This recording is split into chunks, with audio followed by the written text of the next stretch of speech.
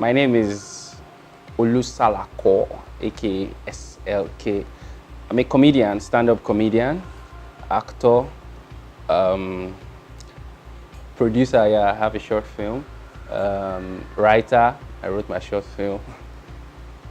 Event host. I'm an entertainer. Let's just put it that way. Maybe the only thing I can't do maybe is singing. And when I find my voice, maybe I'll just start. Some Jimmy Fox. Officially, like 2010, 2009, 2010, I was in school. Officially, but I've always been acting since as long as I remember myself. Like when I was 9. 8, 9. Yeah, so 8 actually. I come from like a drama family, especially in church. Actually in church, not especially. I was majorly in church. So I noticed that anytime I act, even on stage, everybody just keeps laughing. They can't stop laughing. Then on to secondary school, actively in that. Then university, drama as well. Then sometime like year 2, year 3, I decided to stand alone, stand up. I have one elder brother. We're just two fine boys. My mother still believes that I'm a liar. Like I just go up stage, I don't lie, tell lies. But when I call it joke. I call them jokes. Everybody knows it's a lie. Even Jesus used parables. So that's the way I say it. So, but then, growing up, I grew up in Nigeria. I told you I grew up in a drama family. So somehow, creativity was not too far from me. All around. When I was 3 or 4, I can't remember, 3, my father was shooting a movie for the church. So they were shooting it in our house. He directed it, I wrote it. So I've been kind of in and out of the entertainment sphere. So I guess that's where I got my passion from. I guess it was just in there. Acceptance, not really, but they are gradually accepting it. More so, the circumstances surrounding my comedy career did not even make it any better for acceptance in my family. Because my father is very education driven. He actually wanted me to even do masters, international masters and stuff. But I'm not doing masters, I'm doing mistress.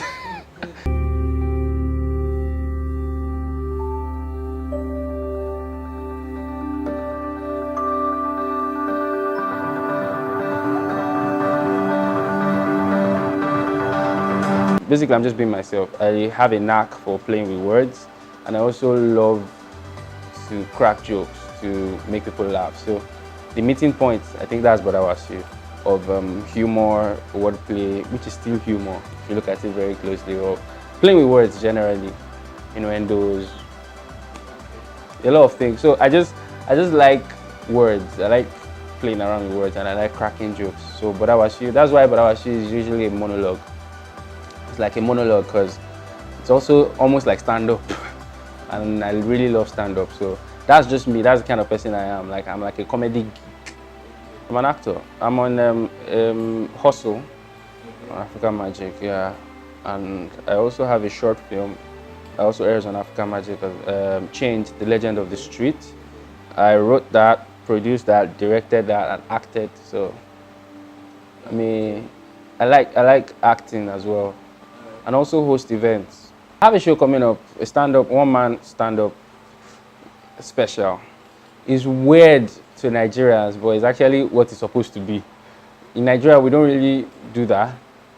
I think one of the only, like, Bovie does a one-man stand-up comedy show, and I know Basket has done it before, and Basket is going to do something like that, but it's not really popular in Nigeria.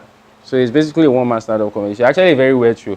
It's even weirder than what anybody has done before, because we're trying to meet up with the international standard of what a comedy special is supposed to be. Unfortunately, I'm having to do it on my own, as against abroad where maybe Netflix or HBO or something. But what it is right now is it's a one-man stand-up comedy show called TGIF. Thank God I'm funny. Okay. Not thank God it's Friday. Thank God I am funny.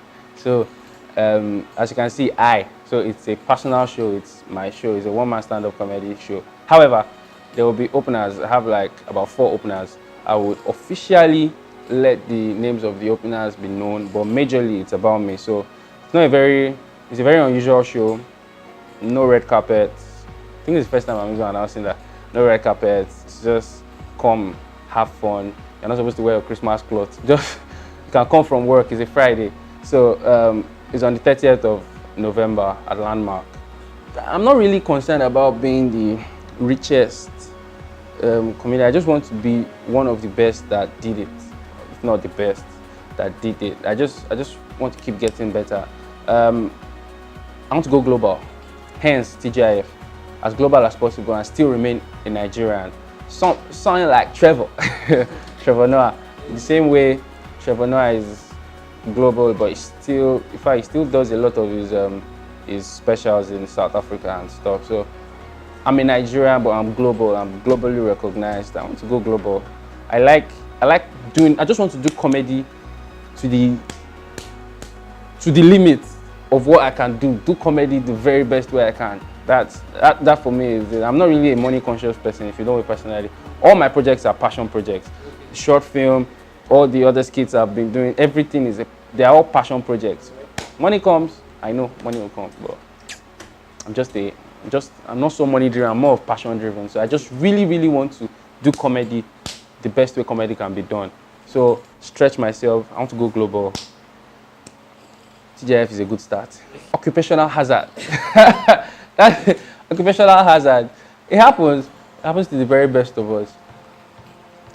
Truth is, I mean, what's a comedian without having to bomb once in a while?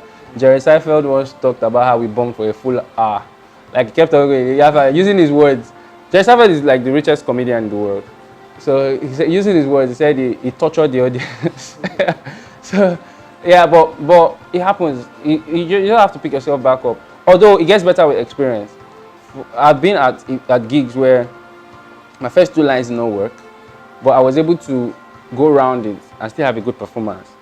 By God's grace, I don't think I've had a totally a terrible performance in years. But I know that whether do all my jokes work? No. But bad performance, still no. You just need to, as you grow older, as you get more experience, you know what to do. Except you want me to start teaching you comedy now, the tricks of the trade. But when you go upstage and some things don't work, there are some things they call some backup jokes that you just know that, okay, this is quite reliable.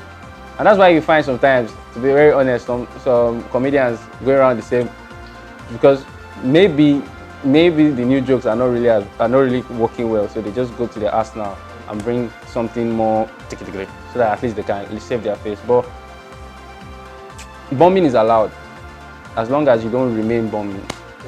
In terms of the humor, the talent, I would say,